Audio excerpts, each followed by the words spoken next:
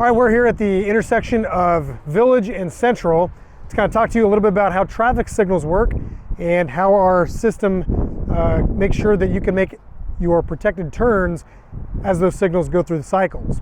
So Public Works Director Brad Meyer is going to explain that a little bit, and you'll have some insight into how that works. So as you look at this, when you see the boxes, these are the loops that are built in to signify, to show when a car comes in. Now, it's based off of motion in these boxes. So when somebody comes in, the box will light up. So what happens is just exactly what's happened right here. You see how those are a little further over, so they're actually in the grass, and these are actually pushed over. So then it moves into the grass when the wind blows it? Yeah, we get wind out here like nobody's business. So what we got to do is we'll come in. When I say we reset the loops, you can see how far forward that car is beyond the stop bar and now into the thing, and see it just keeps creeping forward. The car is fully in front of that stop bar.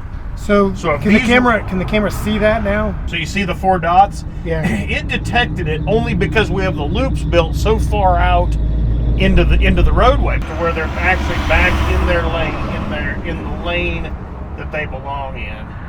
You can see how far off that back one is. Now, when you line this one up correctly, if it's not windy, if we don't have a ton of wind, then we stay pretty good. But if we have a lot of wind, or we have a really windy time, or after a storm, we'll have to come back out and readjust these. Southbound lane on Village, and it's important to note that on all these traffic signals throughout town, we get a lot of complaints about, well, the signal didn't turn, or we've been waiting for a few minutes. So the white stop bar right behind me, right here on the southbound Village lane, is where your front of your car should stop, so that the camera in this box can actually see your car and then cycle through. So don't creep forward thinking that the light might change or anything like that. You want to stay behind because that's where the camera's been programmed to look. And it's all about clearing out the highway traffic. That's a pre-detection camera that's way up there on that pole, which is looking way back at like about Community National Bank. So when it sees cars still coming at 45 miles an hour, it's not going to clear the intersection. It's not going to turn this intersection green immediately.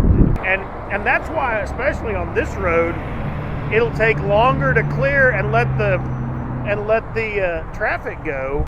So the camera is actually working off of his motion. Absolutely. So it sees 100%. Motion, the motion stops, and then... So this is a good example. Both left-hand turns got the turn.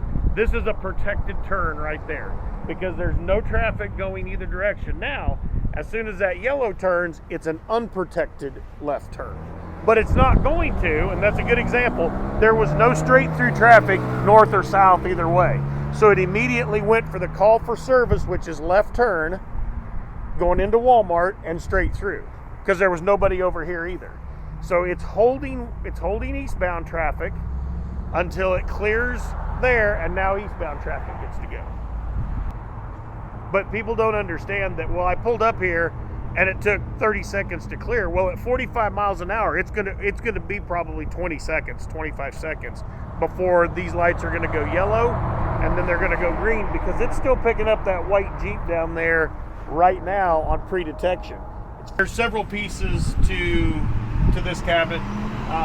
The EPAC 300 is actually the controller that changes the lights, that goes from red, yellow, green, allows you to turn. It tells the lights when to change. That's this thing right here? That's this right here. Okay. You have all the video cards that control the cameras that recognize the motion at each intersection. You have the EDI box, or the conflict resolution monitor. So the conflict monitor, what it doesn't allow is it doesn't allow multiple lanes to be green at once. It doesn't allow you to have dangerous situations all at once. So you couldn't have northbound green and eastbound green. It won't allow that. It'll send the intersection into flash mode. And then you have all your cars down there. Each light gets its own card. So. Okay, so again, thanks to Brad Meyer, Public Works Director, for kind of talking about traffic signalization and how they work in El Dorado. Just a couple of points that I learned. Number one, the white stop bar on the pavement is where your car needs to start. In other words, where your bumper needs to be in order for the traffic signal camera to see your car in order to cycle properly through the traffic cycle. The other thing that I learned is that there are pre-signals or pre-cameras that look down the street to make sure that there's no cars coming down Central or the cross street, as it may be, to make sure that there's no cars coming down the cross street before it clears the intersection and allows you to make that turn. So it may seem like it's taking a little bit of time in order to do that, but again, the traffic signals are there to keep our traveling public safe. I do have one other thing to share with you all, and that is that Main Street's annual Trick or Treat on Main Street is going to take place on Monday, October 31st.